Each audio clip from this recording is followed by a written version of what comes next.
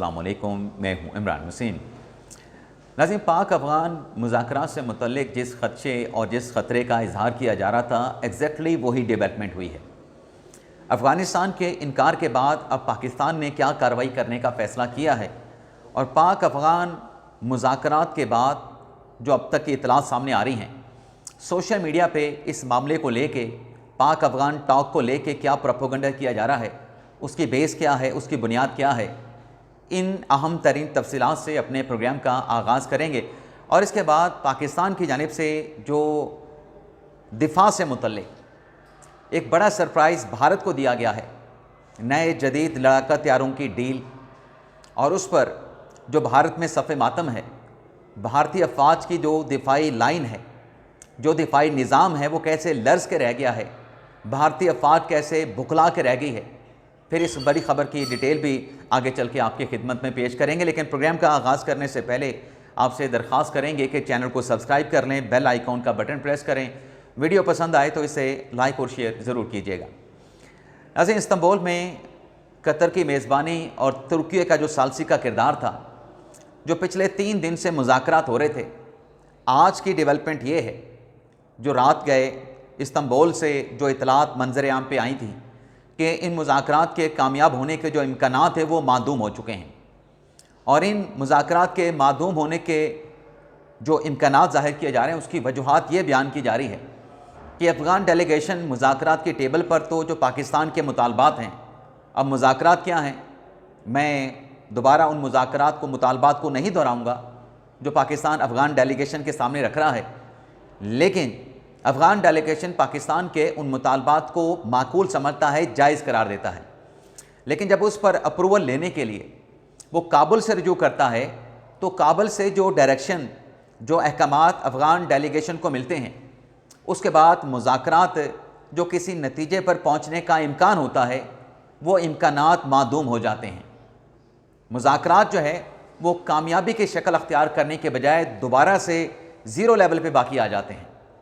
अब तुर्की जो इन मुज़ाकरात का मेज़बान है, कतर जो इन मुज़ाकरात में सालसी का किरदार अदा कर रहा है, उनकी तरफ से भी जो पाकिस्तान का मुतालबा है कि रिटन एग्रीमेंट होना चाहिए, ज़बानी कलामी बात नहीं होनी चाहिए। पाकिस्तान के मुतालबे को भी दोनों ममालिक, चाहे तुर्की है चाहे कतर है, पाकिस्तान के मुतालबात को मुनासिब और माकूल करार देता है। लेकिन चूँकि अफ़गान डेलीगेशन की जो डोरें हैं वो काबुल से हिलाई जा रही हैं और काबुल की जो डोरें हैं वो किसी और जगह से हिलाई जा रही हैं, तो इसलिए जिस खदशे का इजहार हम पिछले 3 रोज़ से कर रहे थे, जिस ख़तरे का इजहार हो रहा था, एग्जैक्टली नाजरीन अब इन मुज़ाकरात के कामयाब होने के जो इम्कानात हैं वो मादूम हो चुके हैं।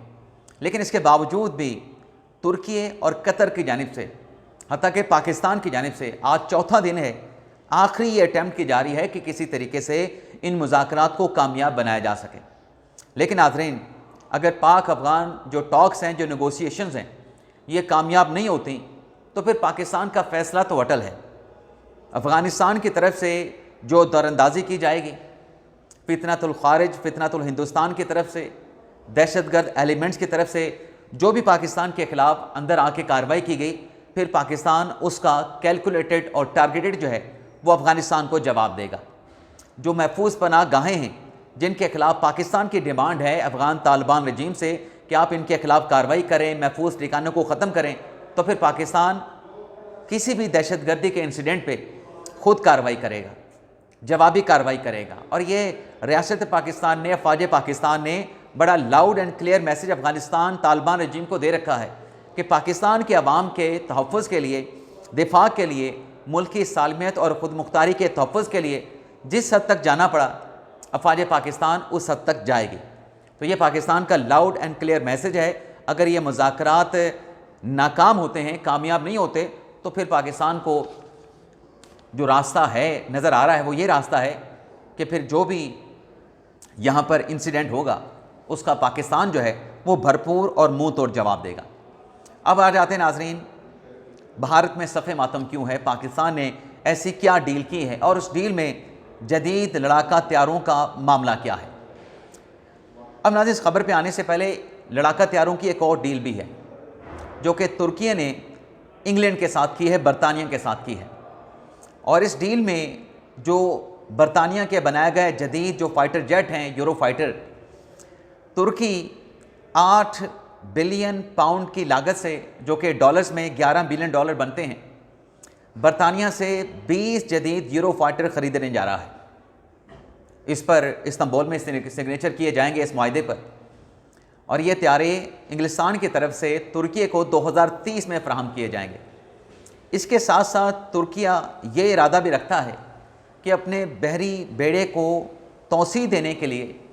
बहरी बेड़े को वसी करने के लिए कतर और ओमान से 12 टाइफून जो तैयारे हैं वो भी तुर्की ख़रीदेगा कतर और ओमान से। लेकिन एक डील नाज़रीन और भी हुई है, और वो जदीद लड़ाका तैयारों की डील है। वो डील नाज़रीन ये है कि जो कतर के साथ मुत्तहिदा अरब अमारात की जानिब से जो फ्रांस से राफ़ेल तैयारे ख़रीदे गए हैं। अब आपको पता है कि राफ़ेल जो फाइटर जेट हैं, पाकिस्तान की एयरफोर्स ने जब पाक भारत जंग के दौरान इंडियन एयरफोर्स के 7 लड़ाका तैयारे मार गिराए थे, तो पाकिस्तान की एयरफोर्स ने इस बात का एतराफ़ किया था कि राफ़ेल जो फाइटर जेट हैं वो बड़े सोफिस्टिकेटेड हैं, बड़े जदीद टेक्नोलॉजी के साथ लेस हैं। लेकिन हमने अपनी कैपेबिलिटी, अपनी सलाहियत के साथ भारतीय राफ़ेल तैयारों समेत 7 तैयारों को मार गिराया है। लेकिन भारत का राफ़ेल तैयारे जो थे वो फ़ख्र था, वो गरूर था। जब भारत ने ये राफ़ेल तैयारे फ्रांस से ख़रीदे थे तो भारत की जानिब से उन तैयारों के पाकिस्तान आने पर, अपना भारत में आने पर उसका खूब चर्चा किया गया था कि हमने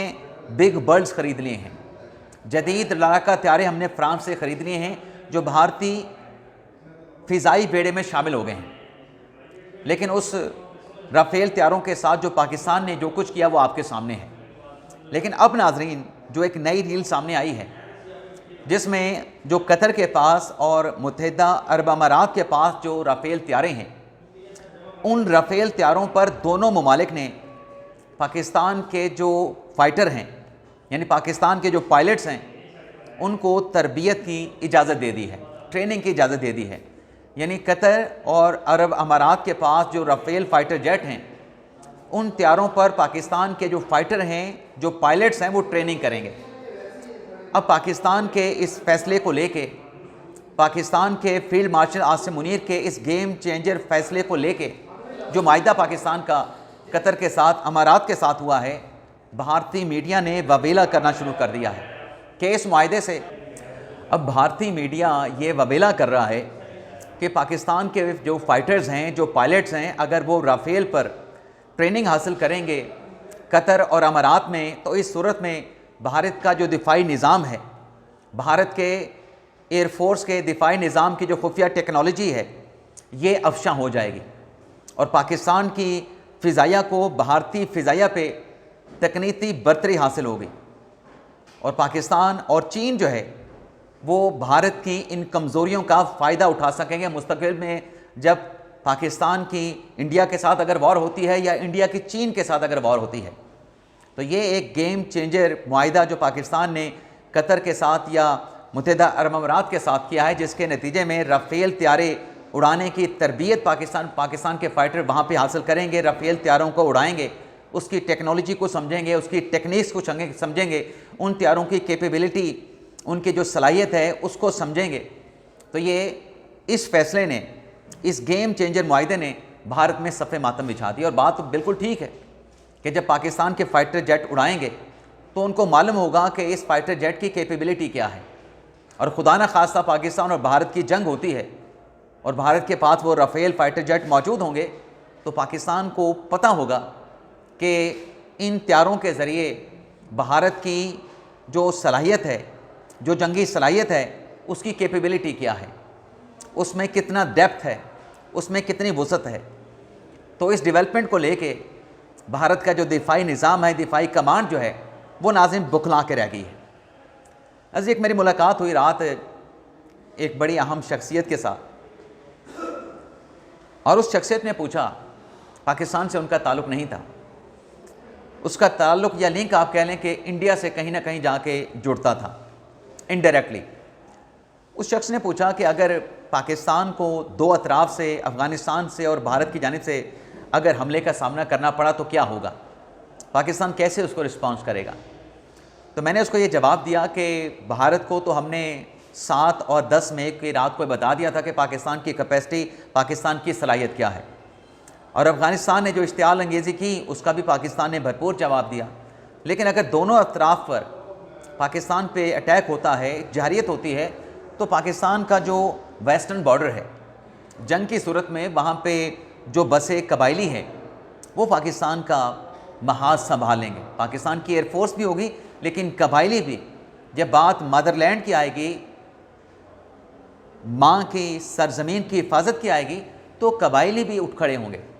और जहाँ तक बात है भारत की तरफ से हमला करने की, तो भारत को पाकिस्तान ने पहले भी बाबर करवाया है, मई में भी बाबर करवाया है, और अगर भारत दोबारा किसी एडवेंचर में जाता है